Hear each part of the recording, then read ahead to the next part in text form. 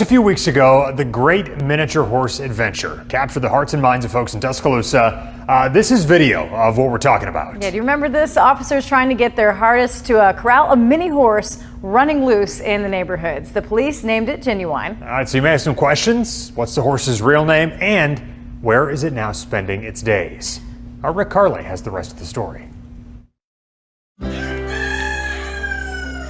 His new home brings him friends, relaxation, and all the hay he can eat. You could tell when he got here, he was like, this is way out of my element, a little bit nervous, a little stressed out. He had had a busy night, busy day, but he settled in well. Knight, the miniature horse, is enjoying his new home a few weeks after he went on the lam.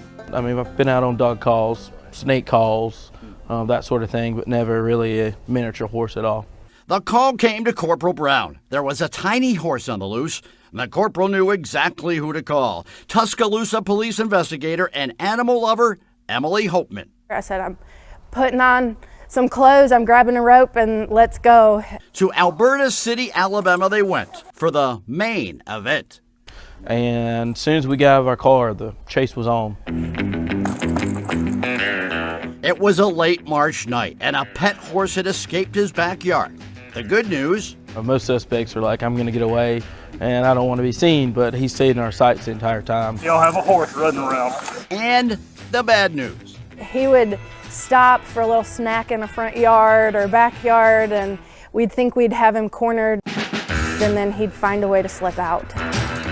Bless the hearts of these officers who were saddled with this task. So I tied a slip knot and was running around trying to get it around his head. And There was this one time where he did drag 3 of us down the hill.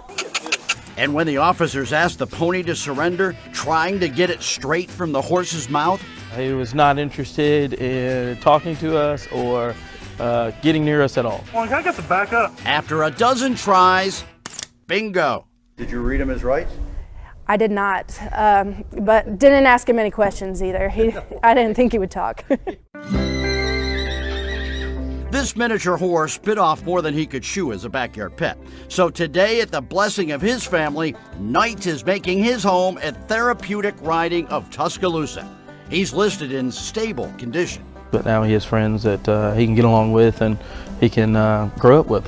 All sorts of friends after Knight's story made him famous. You know, Knight's head's gotten kind of big because of this viral story. I asked him for an interview. He said he didn't want to talk.